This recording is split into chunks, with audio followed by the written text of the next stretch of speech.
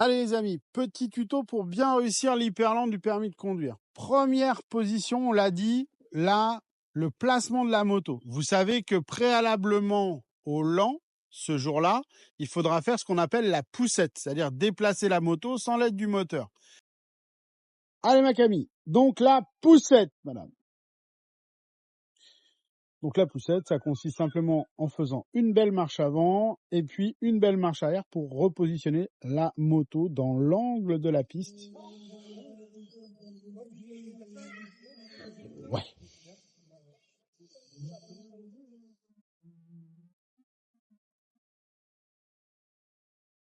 Donc, votre position pour démarrer l'hyperland, c'est pas Bibi qui aura passé la moto, c'est vous qui l'aurez ramené en marche arrière.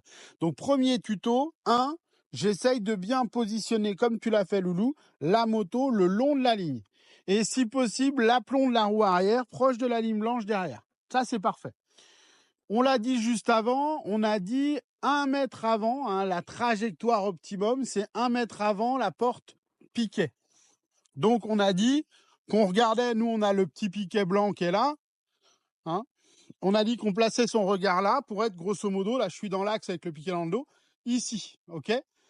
Premier temps, je relâche l'embrayage. Je passe ma porte-cône en relâchant un peu l'embrayage. Dans le bout de ligne de petite courbe qui m'amène à celle-ci, je retiens mon embrayage pour pas qu'elle aille trop vite. Quand je passe ma porte-cône, là, enfin porte-piquet, je relâche un tout petit peu d'embrayage et dès que je passe la porte-piquet, que ma moto est plus ou moins droite, je viens redébrayer à fond. D'accord? Je tire ma commande à fond. OK?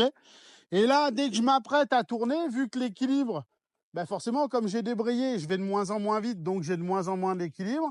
Dès que j'arrive au niveau de ma porte-piquet numéro 2, ben pareil, je relâche un peu pour récupérer un peu de motricité. Comme je prends de l'angle, ça m'aidera à garder l'équilibre. On est d'accord? Et une fois que je suis après la porte-piquet, avant la porte-cône, ben c'est là où il va falloir travailler vraiment le frein à pied pour diminuer ma vitesse de progression. OK? On va essayer de se faire ça, d'accord? Et placez bien le regard entre la porte-piquet numéro 1, la porte-piquet numéro 2, assez tôt vers le fond de la piste pour que votre regard vous aide à retrouver l'équilibre sur le dernier relâché. OK? Et pensez bien dans les petites erreurs qu'on voit, c'est qu'au moment où on passe ici pour aller vers l'évitement, hein, la porte-cône, on a tendance des fois à relâcher un peu sec et ça peut caler. Donc, n'hésitez pas, une fois que vous passez la roue arrière, là, donc vous êtes à peu près ici, hein, 2 mètres après la porte, à bien accompagner avec un peu de gaz pour repartir en ligne droite. OK? Allez, c'est bien les amis.